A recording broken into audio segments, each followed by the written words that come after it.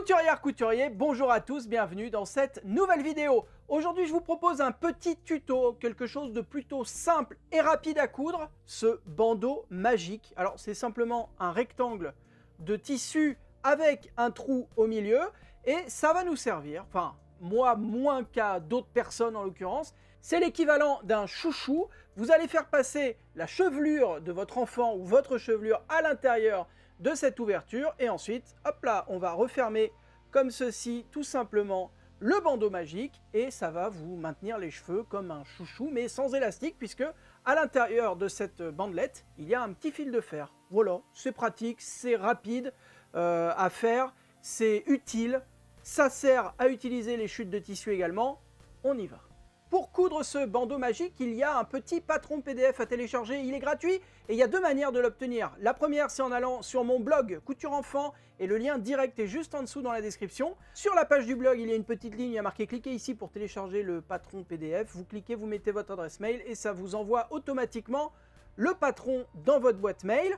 L'autre solution, c'est en étant sur le groupe Facebook de Couture Enfant. Pareil, pour pas que vous le cherchiez 2 heures, je vous ai mis le lien direct juste en dessous dans la description. Et à partir du moment où vous êtes sur le groupe, vous allez pouvoir télécharger tous les patrons PDF que je propose gratuitement. Simplement, la petite chose à savoir, c'est que sur le groupe, vous n'êtes pas accepté immédiatement. Il y a 2 questions auxquelles il faut répondre pour intégrer le groupe. Et après, on valide à la main les différentes personnes. Ça nous évite d'avoir n'importe qui sur le groupe, des personnes qui sont juste là pour faire de la pub ou quoi. Bref, on essaye de garder une bonne ambiance sur ce groupe. C'est pour ça que je vous demande, s'il vous plaît, si ça vous intéresse évidemment, de remplir les 2 petites questions. Voilà. À partir du moment où vous avez téléchargé ce patron PDF, il va falloir l'imprimer, si possible, à la bonne taille. Pour cela, il va falloir sélectionner sur votre logiciel d'impression la mention taille réelle ou échelle 100%.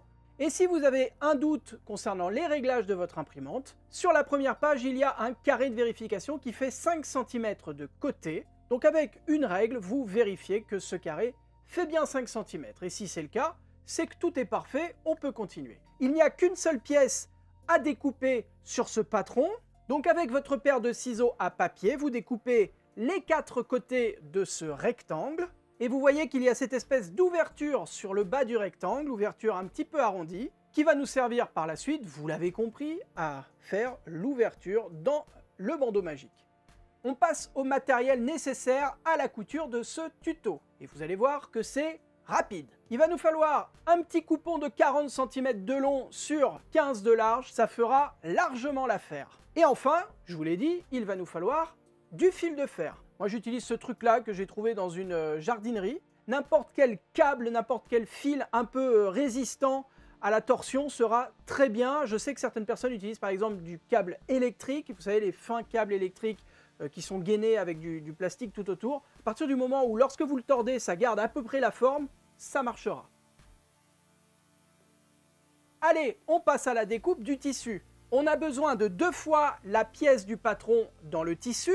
Donc on commence par replier le tissu sur lui-même, on positionne la pièce en alignant la mention pliure avec le pli du tissu, on épingle tout autour et on découpe tous les côtés sauf le côté plié. Et alors attention, on ne va pas pour le moment découper la petite ouverture au niveau de la pliure, on le fera après avoir cousu préalablement. Pour l'instant, on va se contenter simplement de marquer l'ouverture avec un petit feutre ou un crayon qui s'efface ou une craie de tailleur, bref, n'importe quoi qui laisse une marque sur le tissu. On marque le côté plié et on va faire exactement la même marque sur l'autre côté. Donc vous désépinglez votre morceau de patron et vous le mettez sur l'autre côté du tissu et vous venez marquer l'ouverture comme ceci.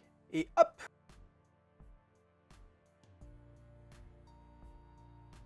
On va découper de la même façon la seconde pièce. On aligne toujours le pli du tissu avec la mention pliure sur le patron. On épingle tout autour et on découpe tous les côtés sauf le côté plié. De ce côté, on n'a pas besoin de reporter l'ouverture. On se contente simplement de découper les 3 côtés et on passe à la suite.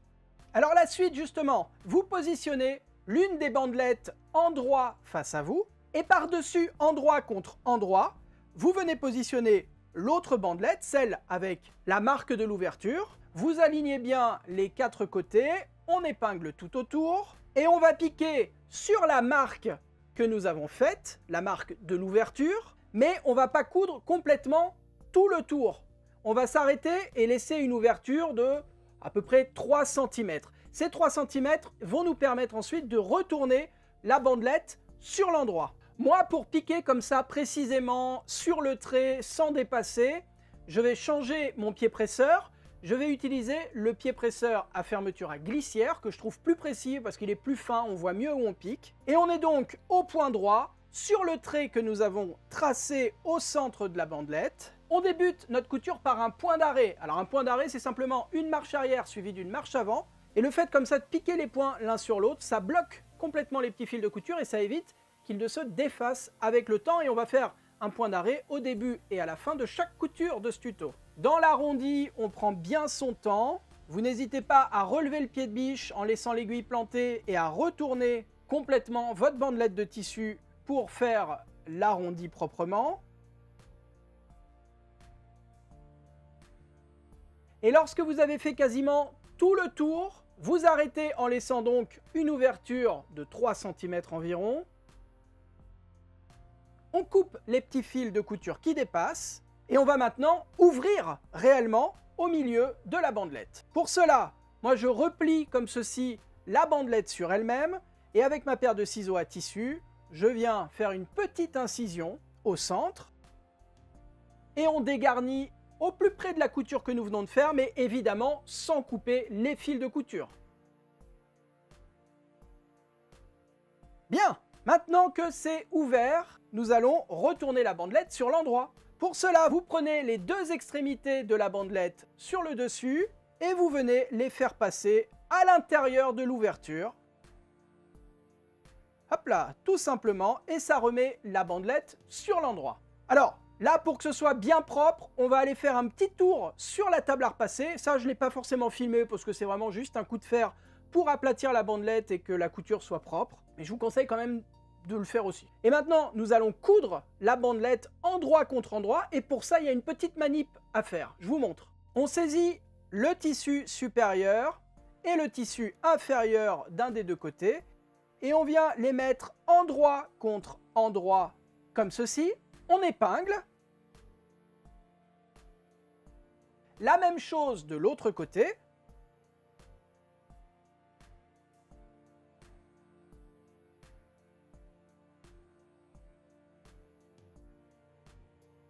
Et on vient maintenant positionner tout le reste de la bandelette endroit contre endroit. Et vous voyez qu'on va enfermer en fait une partie de la bandelette à l'intérieur d'elle-même. On enferme notamment l'ouverture que nous avons faite qui se trouve au centre ici. Celle-ci est vraiment prisonnière pour le moment de tout cette espèce de burrito que nous sommes en train de faire.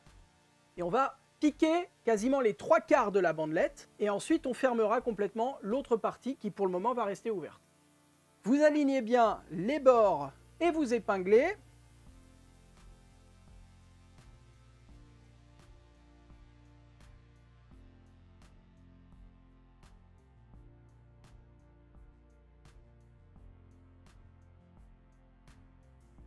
Et à la machine à coudre, on va piquer tout le long ici. Cette fois-ci, on va piquer à 1 cm du bord. C'est pour ça que je vais rechausser mon pied de biche standard. On est toujours au point droit et on débute notre couture par un point d'arrêt. On pique tout le long. Et lorsqu'on arrive dans un angle, on laisse l'aiguille plantée, on relève le pied de biche, on tourne l'ouvrage à 90 degrés, on rabaisse le pied de biche et on continue la couture.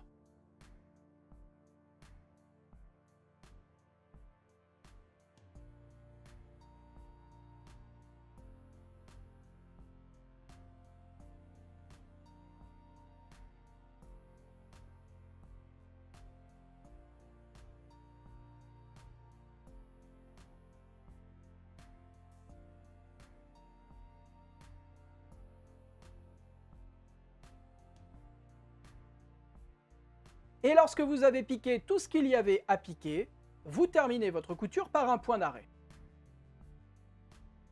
On va maintenant dégarnir les angles. C'est simplement couper à 45 degrés l'excédent de marge de couture dans les angles pour éviter les bourrelets lorsqu'on va retourner le bandeau sur l'endroit. Et par l'ouverture que nous avons laissée, donc toute la partie non cousue finalement du bandeau, vous venez retourner votre bandeau magique sur l'endroit. Je vous avoue que là c'est la partie un peu bizarre parce que moi en le faisant, et pourtant c'était pas la première fois, je me suis demandé si je m'étais pas planté à un moment donné parce que j'avais l'impression que j'avais cousu peut-être la mauvaise partie du bandeau. En fait non, ça marche. Si vous dépliez bien votre bandeau lorsque vous le retournez, ça fonctionne et vous devriez avoir ça sous les yeux. Pour donner une jolie forme à son bandeau, vous vous aidez d'un objet un peu pointu mais pas trop pour éviter de transpercer le tissu. Moi je vais utiliser ce truc là qui est fabriqué par Prime qui sert à repousser les angles proprement sans les trouer, mais évidemment n'importe quel objet fonctionnera. J'utilisais par exemple avant une aiguille à tricoter, ça marche très bien. On donne une jolie forme à son bandeau magique. Encore une fois, je vous conseille d'aller faire un petit tour sur votre table à repasser pour bien aplatir tout ça et que ce soit joli. Avant d'aller plus loin, nous allons surpiquer et donc refermer l'ouverture au centre du bandeau magique. Allez, je rechausse mon pied presseur à fermeture à glissière pour être plus précis dans cette couture. Et on va piquer au point droit tout autour de l'ouverture centrale en débutant et terminant par un point d'arrêt. Cette couture, en fait, ça nous permet déjà de renforcer un petit peu le bandeau à cet endroit-là.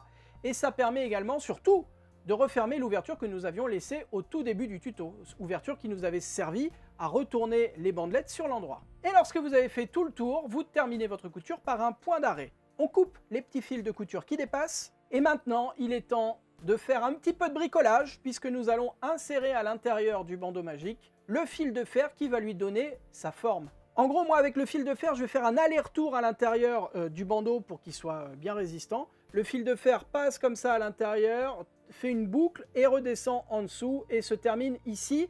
Et donc il faut 40 cm x 2, à peu près 80 cm de fil de fer. Pour éviter de se piquer les doigts, je vais faire comme ceci une petite boucle à l'extrémité du fil de fer. Et par l'ouverture que nous avons laissée dans le bandeau, hop là, on vient insérer la tige de fil de fer à l'intérieur.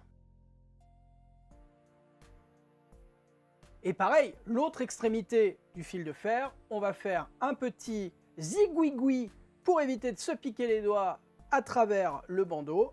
Et on insère tout ça à l'intérieur du bandeau magique. Bien, il est temps de refermer l'ouverture que nous avons laissée sur le bandeau. Pour cela, si vous ne l'avez pas fait au moment du repassage, parce que je n'en ai pas parlé jusque-là, vous rentrez les marges de couture à l'intérieur du bandeau et on vient mettre une petite épingle pour maintenir tout ça fermé. Et pour refermer l'ouverture, on va donc surpiquer tout autour du bandeau. Alors cette surpiqûre, elle n'est pas spécialement compliquée, mais il va quand même falloir faire attention à ne pas que votre aiguille percute par accident le fil de fer à l'intérieur. Donc vous guidez avec vos doigts le fil de fer, vous allez le sentir à travers le bandeau, vous guidez un petit peu le fil de fer pour éviter qu'il ne se trouve au niveau, de l'aiguille, parce que ce serait dommage. Votre aiguille n'apprécierait pas. On débute la couture par un point d'arrêt, on pique au plus près du bord du bandeau. Lorsqu'on arrive dans un angle, on laisse l'aiguille plantée, on relève le pied presseur, on tourne le bandeau à 90 degrés, on rabaisse le pied presseur et on continue la couture.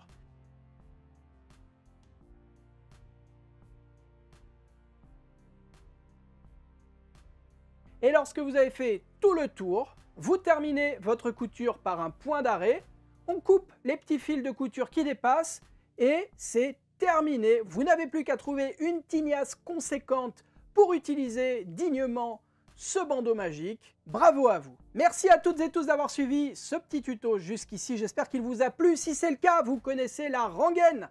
Vous n'hésitez pas à me le dire en laissant un petit commentaire, un pouce en l'air et surtout en vous abonnant à la chaîne YouTube. C'est ce qu'il y a de plus important pour moi. C'est le gros bouton rouge juste en dessous. Il y a marqué s'abonner ou abonnement, je ne sais pas. Vous cliquez, c'est gratuit.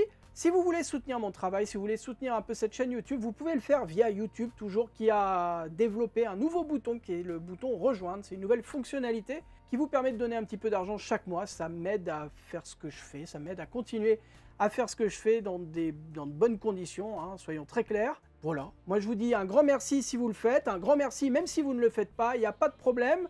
Je vous dis à vendredi pour une nouvelle vidéo. D'ici là, prenez soin de vous, bonne couture, bye bye.